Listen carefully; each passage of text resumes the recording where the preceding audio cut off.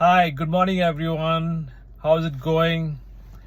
I just stopped by here so that I can record this week's video for you all.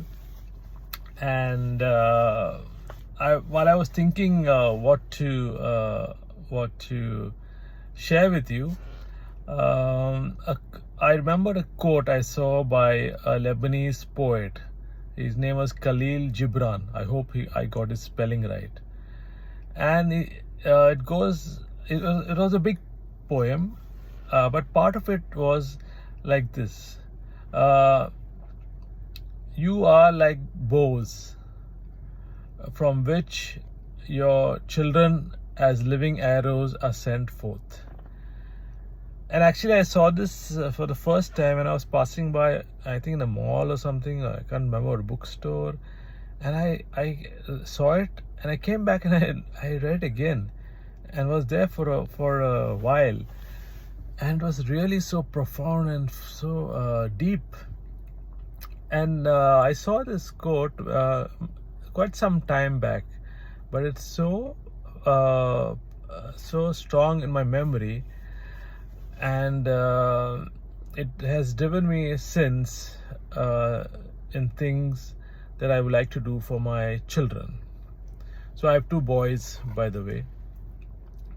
And this week's video, of course, part of my channel, Break Free and Live Your Best Life, goes to, in particular, all the parents, right, who have children. But it could also be anyone who may be nephews, who has nephews, I mean, nieces, It could be, somebody who may not be even biologically related to you. Okay, it might hold relevance to you as well. But in particular, it was the sense came as my message to parents. So when I say break free and live your best life, and of course we are talking about it's about me to you. But have you ever thought that we could be setting a ground for the best life for our children? You can call it legacy of the good habits that we have, legacy of things that in sense of how we are shaping the future. And I think about it a lot. And one of my priorities in my plans, my dreams, my dreams which go to plans, which even go to annual, monthly, weekly, is how much am I doing so I'm shaping my kids for the future, or how am I as good as a bow trying to make sure that they are sent correctly as far as possible into the field of success and to what they actually want to be. And what I do, I will share, and I'm open to learning from other parents who also, I'm sure there are quite a few doing a good job, and you are free to comment to give people like me ideas what I can do better. So I'm trying to give them exposure, both my boys, in various fields, to see what clicks with them. Because I don't know sometimes what they might be having a strong affinity to. So I put them in music classes, art classes. Recently, I had them join a swimming class, a proper training. And my plans after that is self-defense. Of course, not just to remind you, it's not that I'm stressing them out. It's a planned approach. So it's not that I'm putting everything at a time. So it is a planned approach on how these things are being given to them. And whenever I see them, either liking it or excelling at it or enjoying it even, I feel very happy myself. So I'm also living my best life.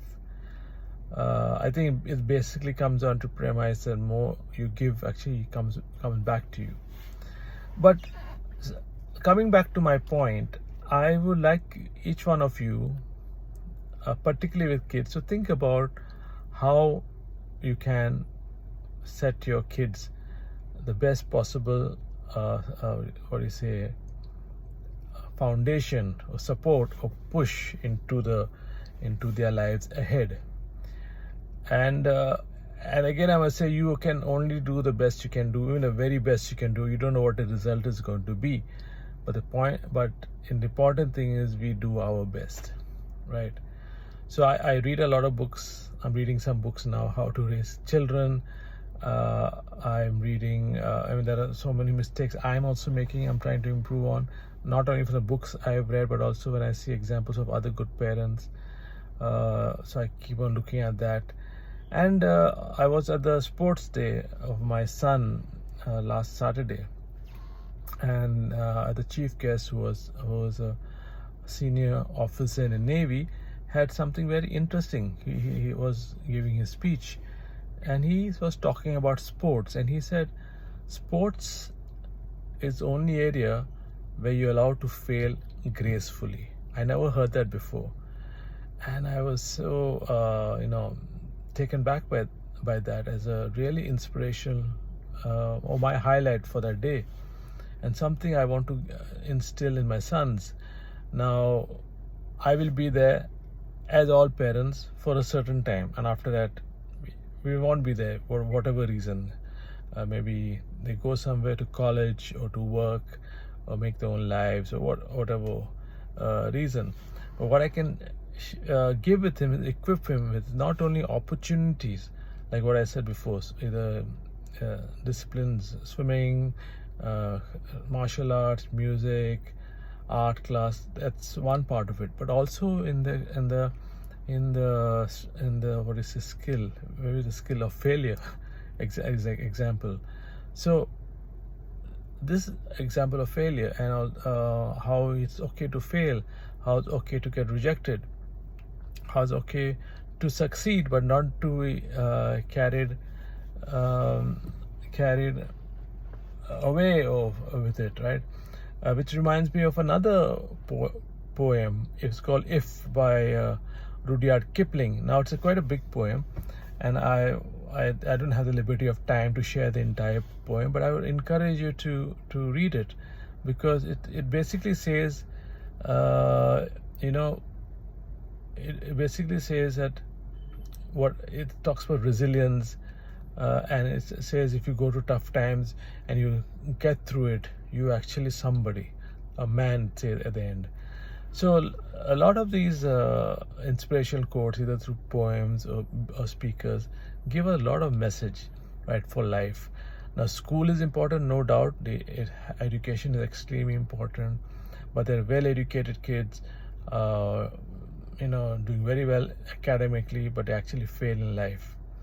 Many of them, right, because they're not equipped in other ways. Maybe it's through the disciplines of survival. Maybe it's failure, as I mentioned, right, how to take challenges, and that, I think, is also extremely important.